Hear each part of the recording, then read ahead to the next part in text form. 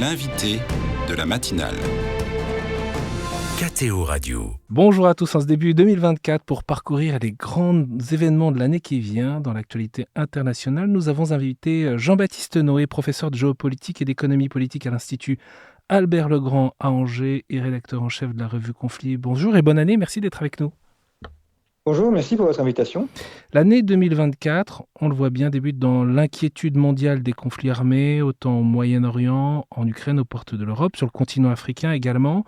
C'est peut-être l'inquiétude qui prédomine. Vous écriviez l'an dernier un ouvrage intitulé « Le déclin d'un monde » aux éditions de l'Artilleur. C'est la fragmentation du monde, la fin de la puissance du monopole occidental avec la multiplication des champs de bataille. Quel nouveau monde émerge au milieu de tout ça ? Et on voit que 2023 a confirmé cela avec une multiplication des conflits. Alors l'Ukraine, Gaza, Israël, des conflits oubliés au niveau européen, mais qui sont extrêmement importants. Je pense notamment au Yémen, également les tensions en Somalie et en Éthiopie. Donc on a un monde qui se fragmente et dans lequel les Européens, les occidentaux au sens large, n'ont plus vraiment de prise et n'arrivent plus à imposer la paix ou à permettre un dénouement pacifique. Et toutes ces tensions qui sont localisées finissent par créer ce que Pape François appelle d'ailleurs très justement une guerre mondiale par morceaux, où on voit que même si on a des conflits localisés, ils ont tous des incidences importantes au niveau mondial. Alors pour éviter peut-être la montée des peurs et des inquiétudes qui peuvent parfois être sans fondement, il s'agit de comprendre les raisons de ces conflits. Qu'est-ce que vous pourriez nous dire de l'explication de la multiplication de ces conflits régionaux ? Alors ça va dépendre vraiment de chaque conflit. Chacun a sa spécificité et son histoire. Le conflit Israël-Gaza est vieux conflit qui dure depuis quasiment 1948. Donc là, c'est vraiment un élément spécifique.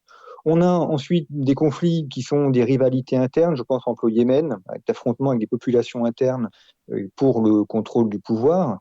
Et le Yémen, le Mali, là, ce sont des conflits qui sont beaucoup plus difficiles à résoudre.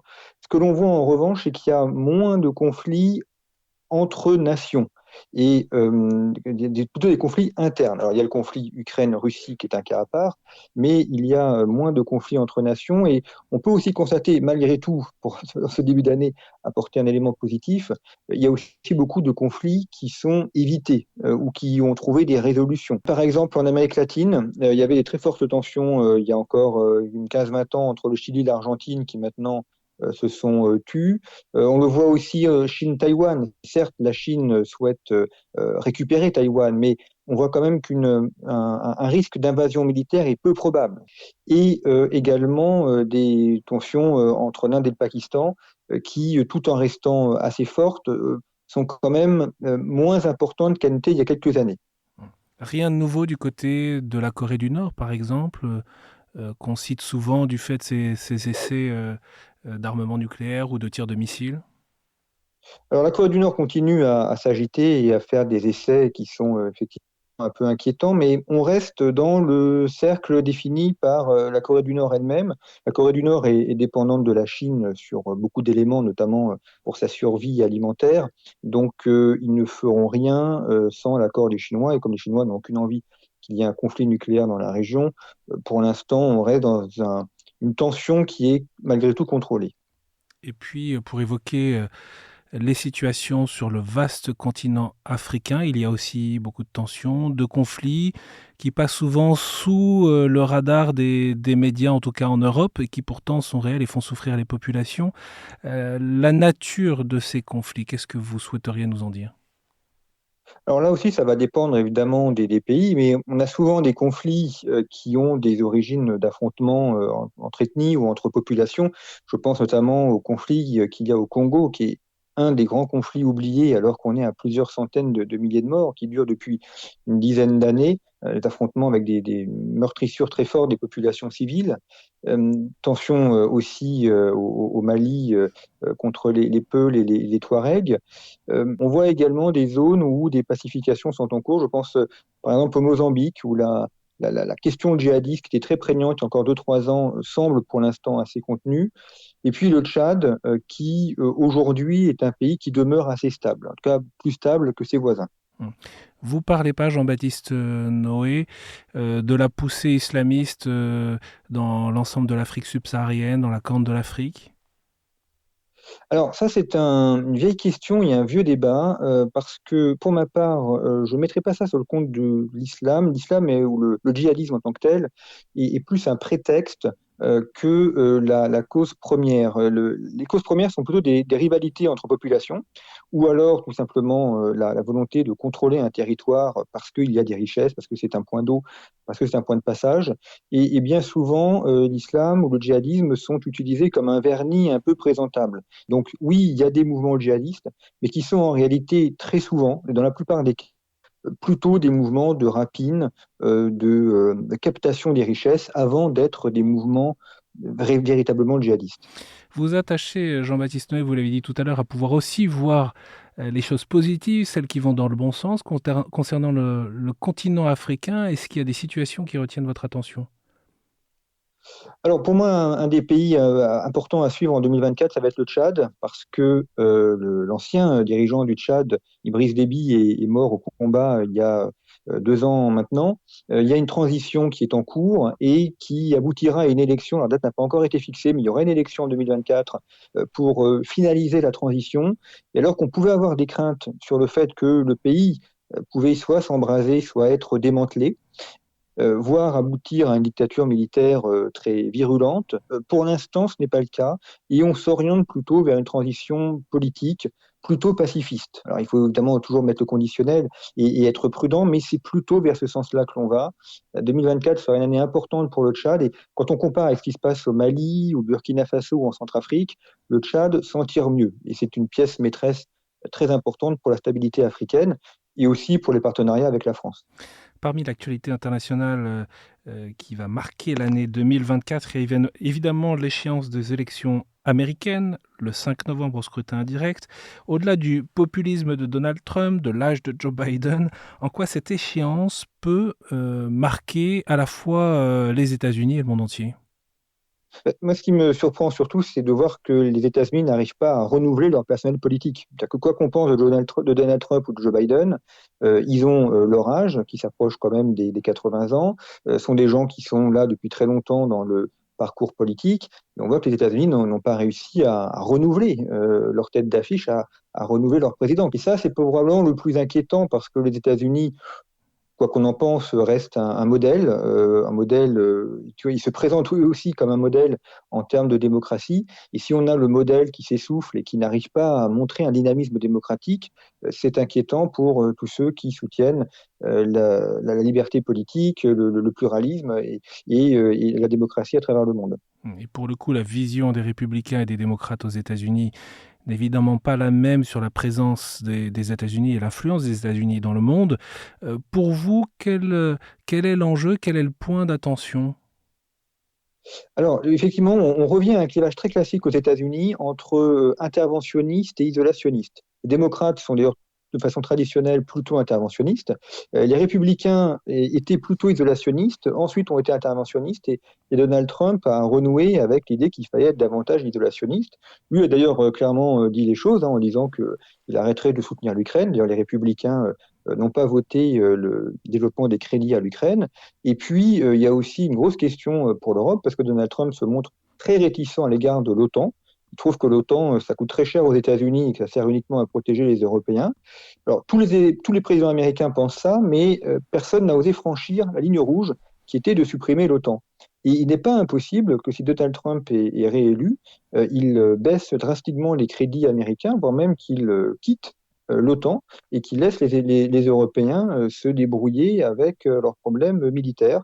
Tout ça, c'est une menace qui est à prendre au sérieux et sur lequel les états-majors européens feraient bien de travailler. On va parler dans un instant de l'Europe, mais sur les États-Unis, évidemment, le monde économique est structuré et en même temps dépendant de la rivalité économique entre la Chine et les États-Unis. Quelle évolution possible en 2024? Alors, ce qui m'a marqué en 2023 et qui va probablement se poursuivre en 2024, c'est la guerre des monnaies que se livrent États-Unis et Chine. C'est un élément qui est très important parce que la monnaie, c'est ce qui permet l'échange, et donc la monnaie est à la fois le symbole de la puissance et un outil, un élément de la puissance. Et on a vu en 2023 que le dollar a décliné dans l'usage des transactions internationales, et que le renminbi, la monnaie chinoise, prend une place de plus en plus importante. Alors, il n'y a pas encore d'égalité entre les deux, mais la place de la monnaie chinoise est en train d'augmenter, et c'est un élément qu'on verra probablement en 2024, c'est-à-dire de plus en plus un usage du renminbi, notamment en Asie, ainsi que dans les relations entre la Chine et l'Afrique. L'ordre occidental est contesté par l'Asie, c'est l'un des points que vous avez développé dans l'ouvrage que je citais tout à l'heure. Il l'est aussi à Moscou, où il y a une élection présidentielle en mars 2024 pour la Russie. Ça peut changer la donne?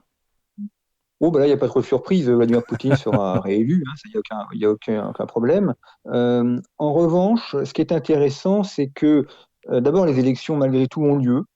Il aurait très bien pu ne pas les faire. Donc ça veut dire que malgré tout, il s'astreint à un vernis démocratique. Donc même si il ne respecte pas la règle du jeu, ça montre quand même qu'il y a une importance à sauvegarder les apparences. Et puis l'autre élément, et ça c'est quand même la grande question qu'on se pose sur la Russie depuis de nombreuses années, c'est quoi après Vladimir Poutine? Il a quand même son âge, et donc pour l'instant la question n'est pas posée, mais ça sera peut-être aussi un enjeu un peu sous-entendu de cette présidentielle, qui sera de préparer la suite. Ça sera très intéressant de voir qui il va nommer comme Premier ministre, et également quel sera son entourage dans cette campagne, parce qu'on aura peut-être là un de ses successeurs. Au registre des élections, on peut citer en Europe, et on en vient à l'Europe, à parler des élections pour le Parlement européen du 6 au 9 juin dans les pays membres. Pour la France, ce sera le dimanche 9 juin. Est-ce que vous en attendez un impact? Vous parliez tout à l'heure de la guerre en Ukraine. Et plus largement, quelles peuvent être les conséquences et les attentes? Alors en Europe, les États restent quand même ceux qui sont maîtres à bord. Donc le Parlement a une importance, mais qui n'est pas une importance fondamentale et qui ne peut pas véritablement influer la politique étrangère.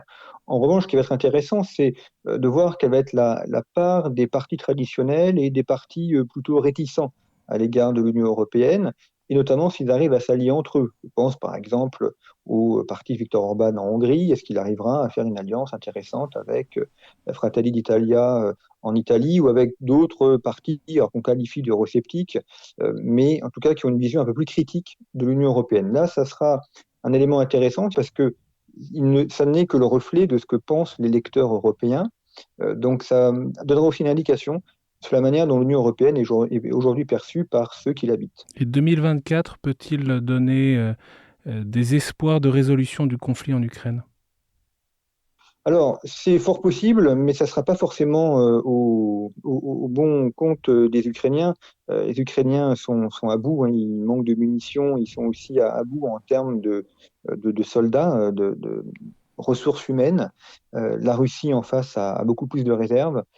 Donc, il est tout à fait possible, et là encore, j'émets des hypothèses, hein, mais qu'on trouve une résolution, parce que l'Ukraine n'a pas les moyens de récupérer les territoires contrôlés par la Russie. C'est quand même près de 20% du territoire ukrainien. Donc, une résolution d'une manière ou d'une autre est probablement tout à fait possible en 2024, avec une occupation d'une grande partie de l'Ukraine par la Russie, ce qui ouvrira ensuite de très très gros défis. Et là, ça va être très compliqué à résoudre pour les Ukrainiens. Il leur faudra un soutien fort de l'Europe. C'est la question de la reconstruction. Il y a énormément à faire. Reconstruction matérielle, hein, des villes, mais aussi reconstruction politique et reconstruction économique. Jean-Baptiste Noé, dernière question. On sait que le pape est très engagé sur le front de la paix, en faveur du dialogue, pour établir des ponts entre les belligérants, dénonçant à la fois la dévastation de la guerre et le commerce des armes. Dans quelle mesure l'Église catholique peut-elle contribuer à la paix dans le monde? Bien, comme elle le fait depuis déjà de nombreuses années, d'abord en montrant les conflits, en les désignant, c'est très important. Il y a beaucoup de conflits qui sont oubliés, et une des actions importantes du pape, c'est de mettre ces conflits oubliés sur le devant de la scène médiatique. C'est utile, hein, ça évite qu'ils soient complètement oubliés. Et puis ensuite, en servant, en jouant les médiateurs, le pape intervient déjà, la diplomatie vaticane joue ce rôle, alors qui est un rôle difficile, patient, hein. La paix est toujours longue à mettre en place, mais ce rôle de médiateur est très important. Le Saint-Siège a une vraie légitimité pour ça, et sur la question ukrainienne, par exemple, sur la question de Gaza, il pourrait jouer ce rôle de médiateur, c'est tout à fait dans son ressort et ça serait utile pour chacune des parties.